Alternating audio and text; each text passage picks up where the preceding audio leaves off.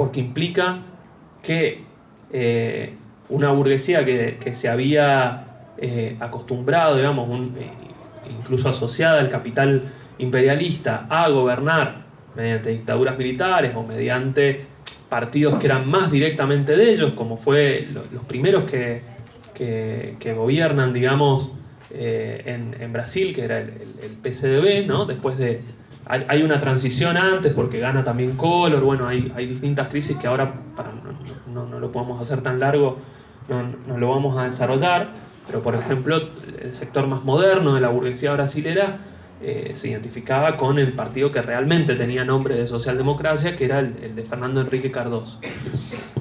Pero tiene que, en una primera instancia, aceptar que el PT existe como una fuerza social de oposición, que primero tienen que integrarlo como oposición, negociar qué tipo de reformas electorales hace, qué tipo de reformas laborales hace, qué tipo de políticas salariales o de inversiones va a tener. Y incluso luego, cuando luego de una larga recesión llega Lula al gobierno, incorporar como parte de un Estado más amplio, como decíamos, un Estado integral, a esta organización de trabajadores que representaba el PT, con sus movimientos sociales, con sus sindicatos y demás, como un actor político más. Es decir, la burguesía tiene que aceptar, por un lado, un enorme peso de las organizaciones propias de la clase trabajadora y de los sectores de masa. Por el otro lado, ¿qué gana la burguesía a cambio?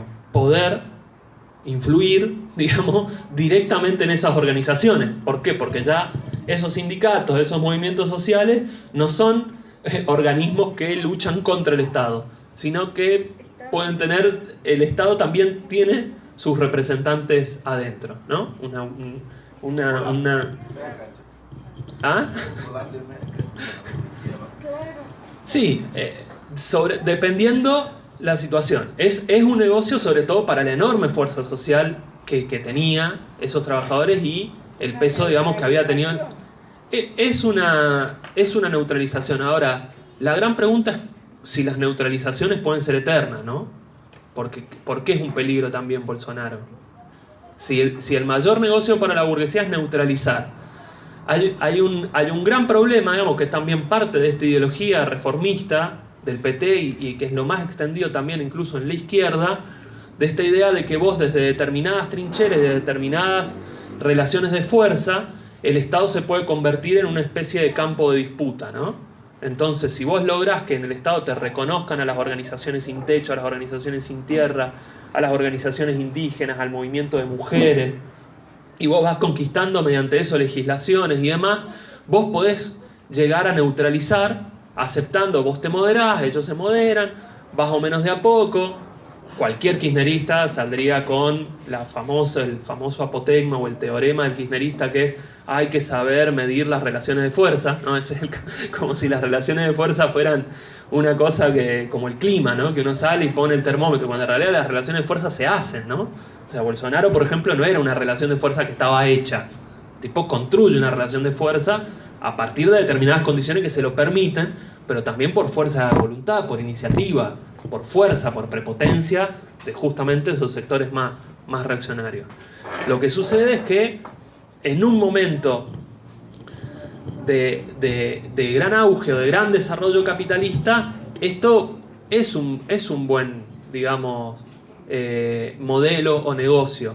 No solo para los sectores de la burguesía brasilera que habían ido ganando su relativa autonomía durante los años anteriores, modernizándose y demás, sino incluso para el capital financiero internacional se había convertido en un buen modelo.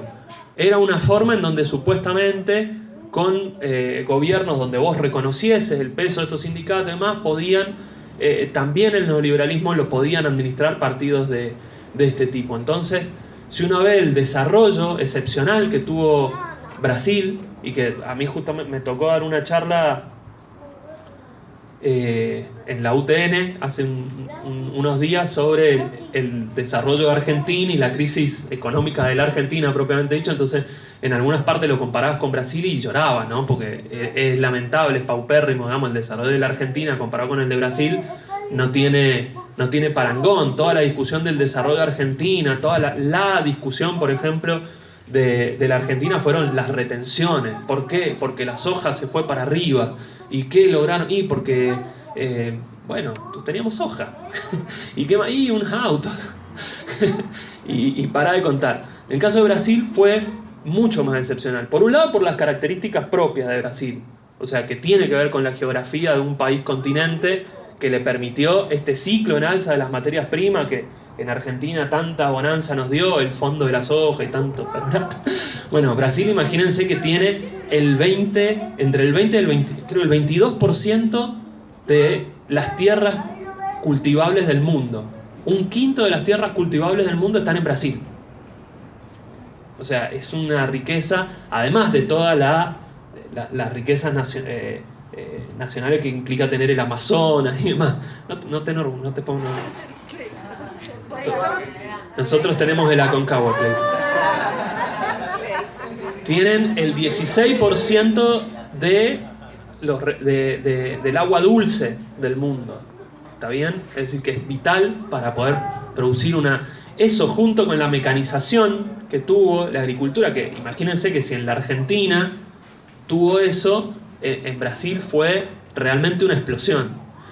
Que en realidad fue lo que más explosión y más desarrollo tuvo como nicho de actividad, junto también con las energías, ¿no? El petróleo, todo el desarrollo energético donde llegaron a descubrir las reservas del Presal, que son las cuencas de petróleo que están en el Atlántico, en la parte sur de Brasil, ¿no? Y frente a Río, bueno, está más o menos al sur, ¿no? Sudeste, pero está como a 2.000 metros de profundidad, ¿no? Entre 1.200 y 2.000 metros de profundidad en el océano. Es decir, es como una situación, no es, pero bueno, digamos, es así. Nosotros descubrimos Vaca Muerta, ellos descubrieron el Presal, que es mucho más grande. Bueno, entonces energía, tuvieron la agricultura, lograron a partir también de eso y de otra particularidad que eso no lo tuvo la Argentina, que fue convertir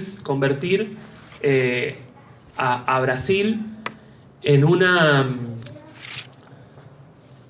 gran plataforma internacional para el capital financiero. ¿Está bien? Nosotros decíamos, bueno, ¿por qué la Argentina es tan dependiente del dólar? Que, bueno, también el default del 2001 tuvo sus consecuencias, todo el endeudamiento es en dólar y demás. Durante el ciclo de Lula se invierte la matriz de la deuda pública en Brasil. Cae la deuda externa en dólares y aumenta la deuda en el real, que es su moneda nacional. Eso ¿qué estamos diciendo? ¿Que el Estado, que los empresarios brasileros son los que se convierten en los grandes financistas? No, en realidad no es tan así, sino que logran que gran parte de los flujos del capital financiero, que recuerden que la política de Estados Unidos hasta hace poco tiempo era para poder mantener el ciclo que movía la economía internacional, que era que el consumo de Estados Unidos se basaba en el endeudamiento. Eso es lo que va a hacer que explote la burbuja, ¿no?, del 2008, pero antes del 2008, ¿qué era? Yo pongo las tasas de interés muy bajas para que el consumo doméstico de Estados Unidos impulse el consumo mundial. China produce, tiene las famosas tasas chinas que le permite crecer incluso un 12% anual, porque esa producción se daba supuestamente en ese círculo virtuoso con el consumo de Estados Unidos, y China, como gran productor y locomotora, digamos, de esa producción, lo que hacía era impulsar a todos los países emergentes, entre ellos, y preferentemente fue uno de los grandes países beneficiados de esa importación de materias primas y de commodities que tenía China. Sale Brasil, ¿no?, produciendo hierro, que también tiene un fuerte peso de la minería, el mineral de hierro, produciendo petróleo, produciendo esto. Entonces, como decíamos, montado en ese ciclo, logran que gran parte del capital financiero diga, bueno, está bien, yo me prendo me prendo en el negocio de financiar con el real. Yo compro títulos de deuda en real. Acá nadie te va a comprar un título de deuda en pesos, salvo que le pagues una tasa como las Levax, que ya tienen, o no, ahora se llaman LELIQ, ya tiene una tasa del 72%. Bueno, eso olvídate, eso es para que no le prestes a nadie. En el caso de Brasil, digamos, se hipervaloriza el real porque ¿qué hace Brasil? Pone las tasas de interés altas, a diferencia de Estados Unidos que las tenía bajas, le permite tener las tasas de interés altas, los capitales fluyen, tiene un ingreso de capitales récord, Brasil, ¿y qué hace el régimen de Lula y demás? A través del Banco Nacional del Desarrollo, le permite darle créditos a esto. No, a ver, el lulismo que dice, nosotros somos la continuación de Getúlio Vargas, ¿no? Emir Sader, que hace poco ahí me mandaron por el WhatsApp una columna que escribe el tipo re enojado con los trotskistas, diciendo que no sé qué. Bueno, este estúpido de Emir Sader dice que Lula era la continuación de Perón, de Getúlio Vargas, y que venía Lula porque estaba subsidiando una especie de industrialización de Brasil. En realidad no era tan así, porque lejos de financiar una especie de sustitución de importaciones o tratar de generar una industria nacional, lo que estaba haciendo era aprovechar, digamos, la concentración que tenían las industrias que se venían dando con el shock capitalista que fue el neoliberalismo previo de la década del 80 y sobre todo el 90, para otorgar. El Banco Nacional del Desarrollo daba préstamos, daba créditos y le permitía a algunas de esas empresas, una serie de empresas privilegiadas, algunos pueden decir una especie de capitalismo de amigos, bueno, es un término más argentino, pero el término técnico a nivel internacional eran los global players, le permite a esas empresas aprovechar esas ventajas financieras para decir, bueno, si están bajas las tasas de interés, el dólar está medio depreciado, yo tengo esto, yo te doy la plata para que vos compres otras empresas en el mundo y coloques a Brasil como teniendo grandes translatinas, ¿no? O empresas que jugaban a nivel internacional. Ahí, ¿qué empresas tenemos? Digamos, perdón que hable esto, pero en realidad es un poco... Es cierto, entonces no entiendo. Era una fachada. No era una fachada, era una asociación, digamos, entre el capital financiero que jugaba en Brasil, pero si vos veías quiénes eran los tenedores de esa deuda, la deuda estaba en reales y no en dólares, sí, pero ¿quiénes la tenían? Y más o menos un 60% de eso, entre lo que tenían en fondos de inversión, entre lo que tenían en acreedores extranjeros directos y entre lo que tenían, digamos, en inversores combinados entre empresarios nacionales y extranjeros, ocupaba más o menos el 60%. ¿Qué quiere decir? Que esos inversores y ese mercado financiero era un mercado volátil. Jugaba, te financiaba en Brasil, pero vas a quedar muy expuesto y muy golpeado cuando Estados Unidos quiera girar en la política y te suba las tasas de interés, ¿no? Si tenemos una fuga de capitales en la Argentina, imagínense lo que fue en Brasil, fue muchísimo más profundo cuando se dio ese giro, quedó mucho más expuesto, ¿está bien? Se puede decir que Brasil, por ser justamente el país modelo más beneficiado de este flujo de capitales, también se convirtió en el país más dependiente. Es una relación mucho más dialéctica, por eso en general los liberales, las corrientes nacionalistas y más no lo entienden, porque dicen, bueno, no, nos estamos desarrollando. Sí, nos estamos desarrollando, por lo tanto estamos siendo más independientes. No, o sea, es dialéctico, era combinado. En realidad, paradójicamente, estabas profundizando esa dependencia con el capital financiero internacional.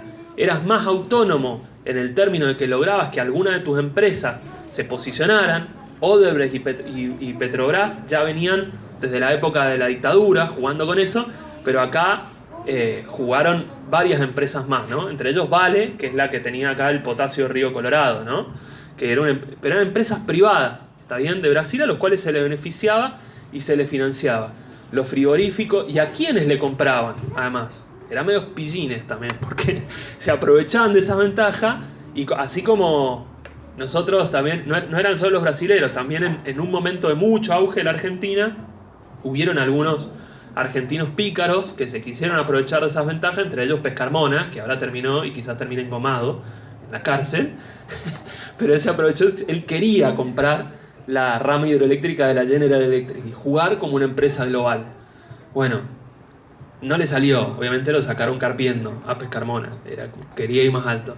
En Brasil sí lo logró. ¿Cómo lo logró? Con préstamos enormes de este sector, del Banco de Desarrollo de Brasil. Compraron, por ejemplo, este frigorífico, ¿se acuerdan que salió acá en todos los noticieros que estaban pintando, que vendían carne podrida? Sí. Que era el JBS, que además es el que cuando lograban a Temer, que estaba pagando coimas, era esta empresa, el tipo está en Cana, el de JBS, y le vendieron. Bueno, esa empresa se logró convertir en la exportadora de carnes número 1 del mundo. ¿Por qué? Porque le compró los SWIFT a Estados Unidos, digamos. La Vale, ¿cómo se convirtió también en una jugadora global en materia de minería? Porque le compraron a una canadiense. Entonces digamos que era un actor que empezaba también a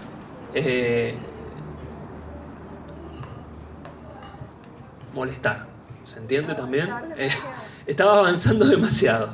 Y en una forma bastante artificial, porque se financiaba con capitales que no era que Brasil se había convertido realmente en una exportadora de capitales. Si vos veías los números, sí. En el 2000, entre el 2006 y 2007, no recuerdo cuál de esos años, era impresionante porque vos veías, Brasil se había convertido en uno de los países que más inversión tenía en el exterior. Las empresas brasileñas llegaron a tener 70.000 empleados en el exterior.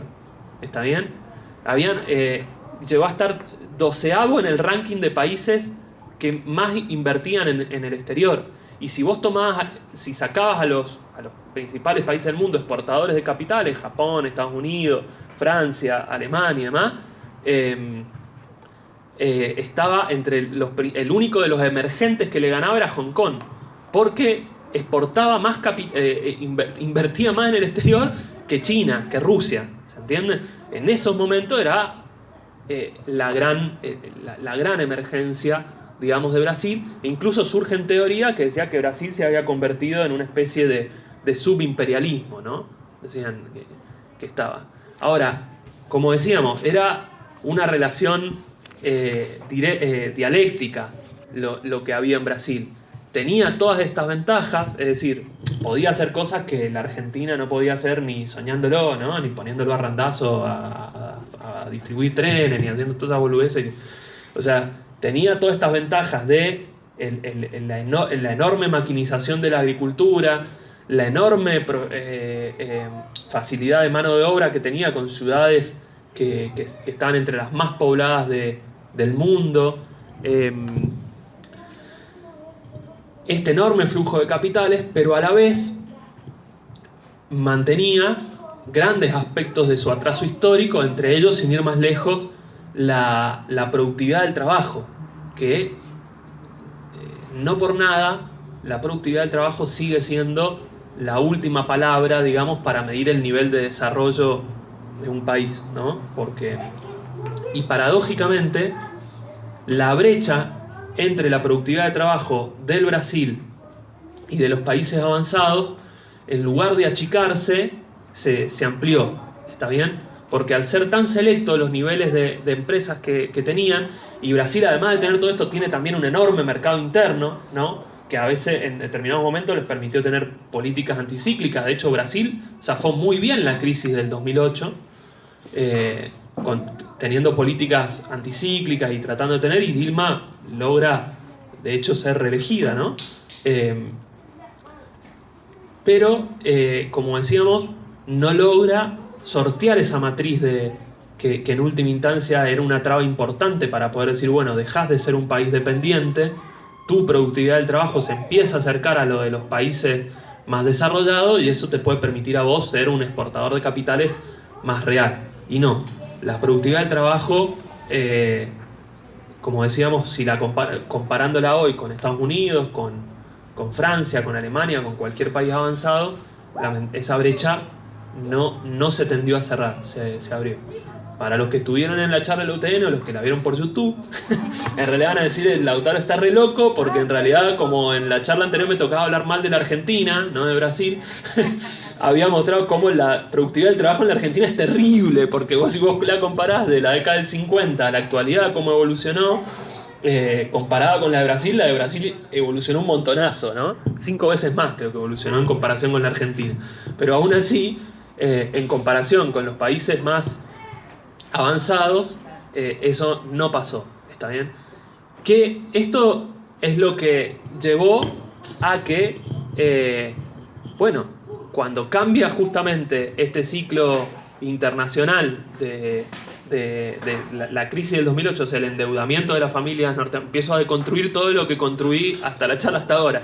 Cae, explota la burbuja inmobiliaria, empiezan las políticas anticíclicas en Estados Unidos, pero el consumo interno no se reactiva. China tiene que enfriar sus niveles de crecimiento, volcarse más al nivel interno, eso trastoca toda la economía internacional, empiezan a caer los precios de las materias primas, cae mucho el precio del hierro, que afecta mucho, digamos, a las exportaciones de Brasil, cae el precio de la soja, cae el precio del petróleo, todo este ciclo extraordinario que había colocado y que le había permitido a Lula poner en discusión, trastocar todas las discusiones teóricas, incluso del marxismo a nivel internacional, porque como había algunos que decían, bueno, Brasil se ha convertido casi en un subimperialismo, habían otros que habían dicho, bueno, acá se probó que la teoría de la hegemonía en el marxismo cambió. Existe una nueva hegemonía que es la hegemonía invertida. Ahora podemos mostrar que los trabajadores podemos administrar el neoliberalismo mejor que los capitalistas. O sea, ¿por qué los que decían que miren todo lo que lograron? Bueno, sí, lograron mucho, pero con bases muy endebles y muy vulnerables que terminaron convirtiendo a Brasil en uno de los países que entre el 2014 y el 2015 empieza ya en una decadencia muy fuerte. Cuando empieza Estados Unidos con Trump a subir las tasas de interés, la salida de capitales era terrible, la deuda empieza a tener ya problemas de deuda pública, no como tiene la Argentina por falta de dólares, ¿no? Pero otro tipo de crisis de la deuda, que era que aunque lo tuvieron que pagar en reales, no lo podían pagar porque la balanza comercial entre lo que exportaba y lo que importaba ya no les cerraba las cuentas. Entonces empiezan todas las presiones en Brasil a decir, bueno, los que siempre van a decir los capitalistas, que es una palabra muy conocida. ¿Cuál es? Hay que... Hacer un golpe. No, antes del golpe. ¿Qué es lo que dicen cuando no se... Ajustar, empieza el ajuste, empiezan la reforma, decir, bueno, empiezan los cierres y demás. Empiezan despidos en las industrias, empiezan fuertísimos tarifazos que el PT los empieza a aplicar. Es decir, el PT no intenta dar un giro en eso. Así como de hecho, administró todo este ciclo de emergencias, digamos, de Brasil, también empieza a administrar esto. Permite tarifazos enormes en el transporte público que nunca habían bajado. Entonces, ahí Daniel de Brasil contaba cómo empiezan las primeras protestas. El cuestionamiento al gobierno del PT empieza por izquierda. En el 2013 las grandes movilizaciones de junio y más eran contra los tarifazos. Y las condiciones de los servicios en estas ciudades que justamente crecieron tan rápido y por lo tanto tan desorganizadamente, son caóticas, ¿no? Daniel contaba que para ir a trabajar demorás 4 horas, digamos, en el transporte público. Es decir, la gente vive prácticamente en el transporte público, viajás como ganado y además es infinitamente más caro que acá, digamos, el precio del transporte público. Eso yo doy fe porque una vez fui a Brasil y era carísimo el transporte público. Entonces empieza eso y empieza contra los despidos, se toman incluso la propia CUT, la central dirigida por el PT, tiene que llamar al paro en la empresa porque los despidos eran enormes.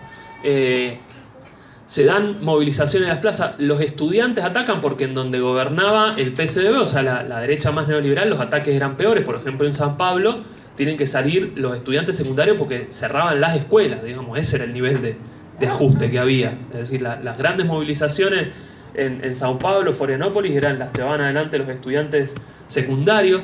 Comienzan enormes manifestaciones que el PT, en lugar de decir, bueno, esta va a ser la base para encarar un giro izquierda, si se quiere, del gobierno, empezar a cuestionar los privilegios que han tenido los grandes beneficiarios del capital financiero, dice, no, estas huelgas, estos reclamos son reaccionarios. Esto va atenta contra nuestro gobierno. ¿Cómo puede ser que nos hagan esto a nosotros. ¿Está bien? Entonces los ataca, los desmoraliza, hace que las direcciones empiecen a vaciar, que las huelgas vayan quedando aisladas y desmoralizando a esa base que quería cuestionar en última instancia el ajuste por izquierda. Y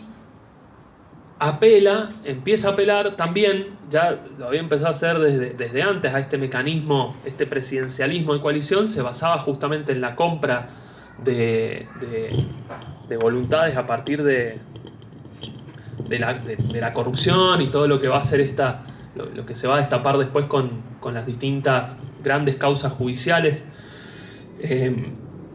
A decir, bueno, hago acuerdos para garantizar la gobernabilidad, le doy mayores concesiones a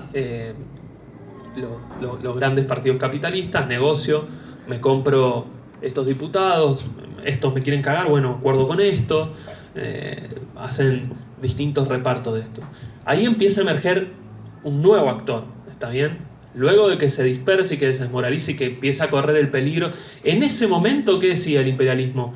Ojo, no hay que atacar a Dilma porque hay que defender a Dilma porque Dilma es la que está llevando adelante el ajuste. Y apoyaban, sostuvieron al gobierno del PT contra las manifestaciones de junio. Ahora, ahí empiezan a ver que en realidad era un problema más de fondo y que el imperialismo quería ir más allá. Entre otras cosas porque en estos márgenes de autonomía que tenía, justamente con el descubrimiento del presal, ¿qué hace el gobierno del PT? Es como, o sea, ya expliqué lo que era el presal, pero imagínense lo que había puesto como comparación acá, que era vaca muerta. Acá por suerte teníamos a Kicillof, que era más de izquierda, ¿no? Entonces Kicillof, que era más de izquierda, se le ocurrió una idea genial, que dijo, vamos a hacer una ley con acuerdo, con cláusulas secretas para que venga Chevron, y bueno, descubrí vaca muerta, que es lo más revolucionario que puedo hacer. Se lo regaló a Chevron. Bueno, Brasil, ¿qué es lo que dijo?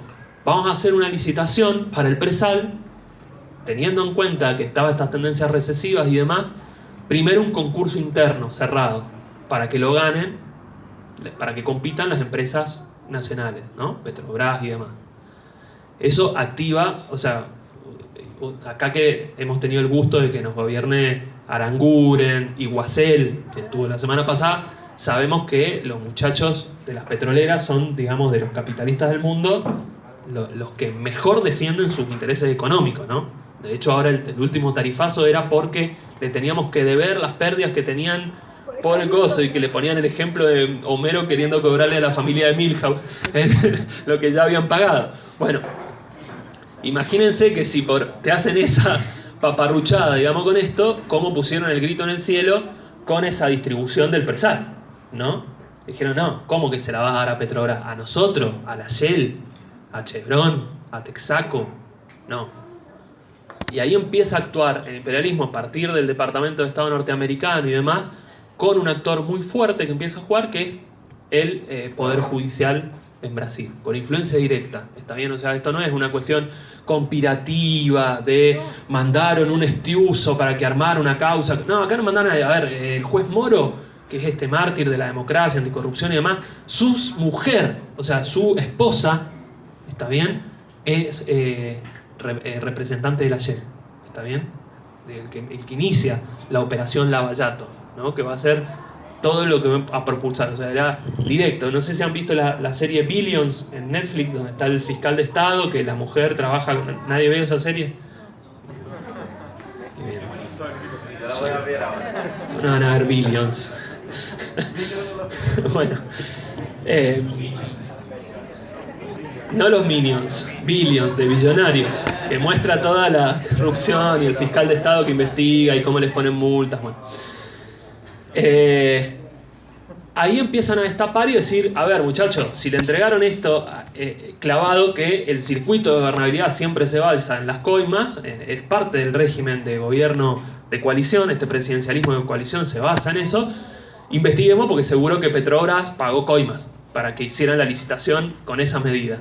Y ahí empiezan a activar toda la operación Lavallato y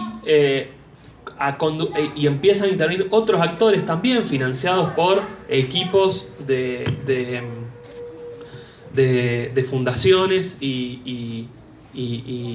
sí, son fundaciones como las que tiene el PRO acá, la Michetti, la Fundación Pensar y demás, que articulan, salen sobre todo, son sectores del Partido Republicano estadounidense que lo financian, forman el MBL y empiezan a generar tipo cacerolazos, que también acá, eso sí tenemos la suerte de conocerlo en Argentina, completamente reaccionarios, donde dicen, bueno, ya el cuestionamiento a Dilma no va a ser por izquierda, contra el ajuste y demás, sino que a través de la bandera moral de lo de la corrupción y demás, vamos a impulsar esto, vamos a intentar parar un nuevo árbitro con el poder judicial e impulsar un intento de recambio del petismo, eliminar todas estas trabas, digamos, que están viniendo y si es posible cargarnos el gobierno. Entonces empiezan con todo este proceso que emerge y que convoca en cuestión de meses, digamos, logra entrar y canalizar ese sector que se había desmoralizado porque había intentado cuestionar al PT por izquierda. Bueno, emerge con más moral estos sectores, y el MBL, este movimiento Brasil Libre, gana primero en las redes sociales y demás, como millones en cuestión de semana de seguidores, y después empieza a hacer grandes movilizaciones. Ojo, porque acá en la Argentina también está, o sea, eso, de hecho, ¿cómo se llama el payaso que organizó acá los cacerolazos? El de... Que ahora está armando este partido, ¿cómo se llama? Que está siempre en Twitter y... que... No, que convocaba ya desde cuando estaba contra Cristina, que es uno de los... que va siempre, lo ponen, a veces lo han puesto a discutir con cosas bizarras como Juan Marino, que ahora es opositor a Macri. Es como un Agustín Laje, pero no tan ligado a los fachos, se presenta más como liberal. Es uno de los organizadores estos de los liberales y demás. Uno dice, ¿por qué está Javier Milei siempre en la televisión y estos tipos? No es porque da rating, es porque le ponen millones y millones de dólares, digamos. En la nota que publicó Daniel pone exactamente la cantidad de guita que destinan, pues son fundaciones además que tienen, donde compran grandes espacios en los medios, tienen enormes videos, si ustedes ven, te discuten incluso por las redes sociales y demás, e influencian y tratan de generar una corriente de opinión ultraliberal, donde... ¿Ah? No, ese es de Facebook. No, este es tipo, no sé si incluso fue, pero casi que era como una especie de legislador del PRO acá, pero después no. Bueno, ya me voy a acordar el nombre. Pero...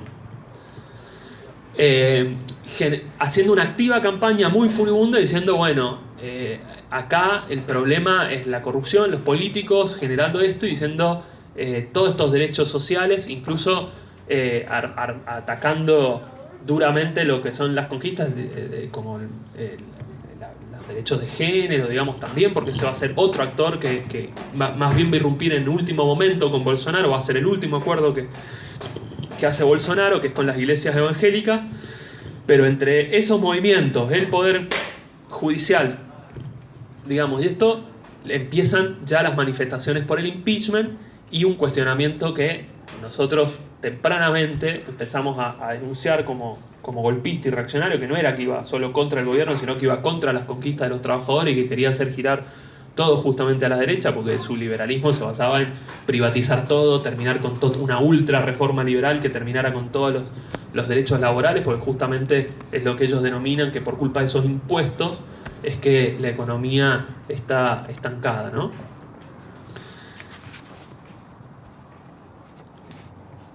Así llegamos, digamos, a esta situación donde cae, digamos, con el impeachment Dilma y empieza esta situación transitoria, ¿no? Este régimen transitorio hacia un tipo de régimen, un tipo de gobierno cada vez más de tipo bonapartista. En el núcleo duro, digamos, de Bolsonaro, y que es el mayor peligro, digamos, que tiene, hay otro actor más que no hemos nombrado, digamos, hasta ahora. Igual los actores que hemos nombrado son importantes. Uno, si vos querés, por la influencia que tienen en las clases medias, digamos, como corriente de opinión. Algunos lo nombraron como un Tea Party, que es un partido, una fracción de ultraderecha republicana de Estados Unidos. En Brasil, que es el movimiento Brasil Libre, con una ideología ultra neoliberal, que es la que en el gabinete de Temer se expresó con Pablo Guedes, que es el posible ministro de Economía. El otro, el de las iglesias evangélicas, que dicen que dirigen más o menos un tercio de la población. O sea, no es un sector minoritario, es más o menos así, ¿no? Tienen mucha influencia. Es más iglesia evangélica que bares, ¿verdad? Bueno, que bares. Claro. Sí. Es cara la cerveza también en Brasil, la cerveza. Son muchas chiquititas. Son muchas chiquititas, pero hay un gran monopolio que es Universal. Claro. Universal y Dios se amor son las grandes monopolios de la iglesia evangélica. Bueno, la Iglesia Universal, digamos, con la que pacta. Digamos, los evangelistas igual fueron parte del gobierno de Lula también. O sea, primero pactan con Collor de Mello contra Lula a fines de los 80 para que no gane el PT, porque como justamente Lula tenía en el PT un sector de la Iglesia Católica, decía que le iban a sacar todos los privilegios, es decir, son un actor político hace muchos años, ¿no? Luego hacen el acuerdo con el PT, por eso que uno dice, yo pensaba, ¿no? Porque aparte de este tipo que tiene un discurso tan misógino, tan machista y demás, bueno, están todos los ataques que pueden hacer, pero uno dice, bueno, van a derogar las leyes y en realidad no es que en Brasil no es que hay ni matrimonio igualitario, ni ley de identidad de género, no existe nada de eso, porque justamente el PT tenía un acuerdo muy fuerte con las iglesias evangélicas en donde nunca pasó nada de eso. Es más, si ustedes veían el mapa, yo me acordaba del mapa que mostraban cuando era la discusión acá de lo de la legalización del aborto, la gama de colores del no punible, ¿no? Donde decían, bueno, acá es el artículo 21 del Código Penal que te permite en algunos casos, después está Chile con las 3 causales, y además tenía rojo, Brasil era uno de los únicos países del mundo donde el aborto estaba prohibido hasta cuando estaba en riesgo la vida de la mujer. Es decir, el peso de estos tipos es muy, muy fuerte. Eso están jugando ahora para Bolsonaro. Y el otro actor que no hemos hablado, y es un actor muy importante y preocupante a la vez porque no tenía ese nivel de organización desde hacía décadas, es el sector basado en las fuerzas policiales, las milicias y el ejército, ¿no? Que tiene una cantidad de efectivo que si uno lo suma a su familia directa, ¿no? Lo que acá a veces en este pueblito de Mendoza nombrado, se denomina la familia policial, son 3 millones de personas, o sea, no son pocos. Y tienen su propia bancada parlamentaria que se llama la bancada de la bala, y que son los que instalaron, de hecho, si uno ve el Parlamento de Brasil, que son como 500 legisladores, dicen, el PT es la primera minoría.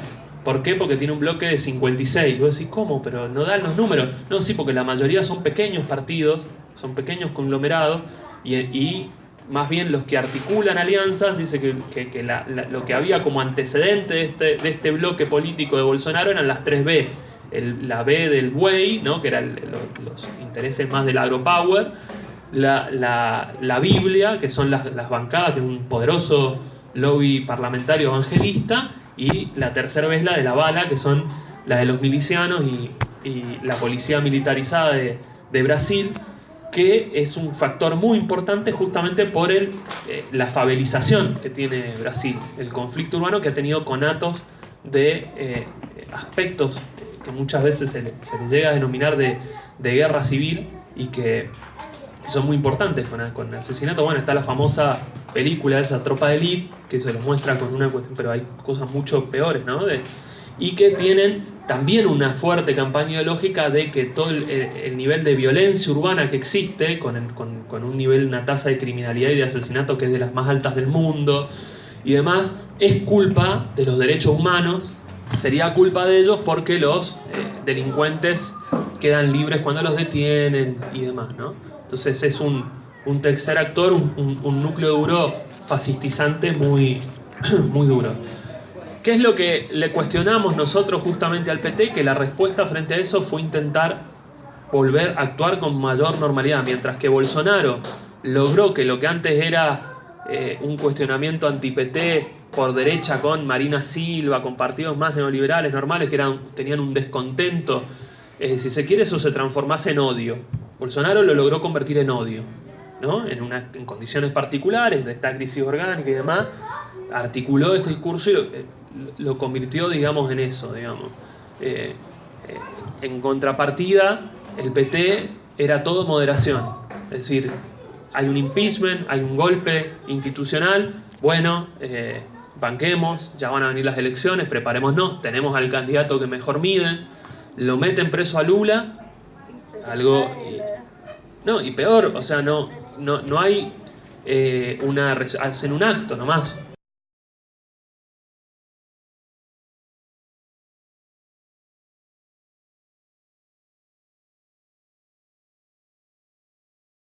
Para que no lo detengan a Lula, pero no hay paros, no hay movilizaciones, no hay un plan de lucha contra la detención arbitraria de Lula, porque decían que, bueno,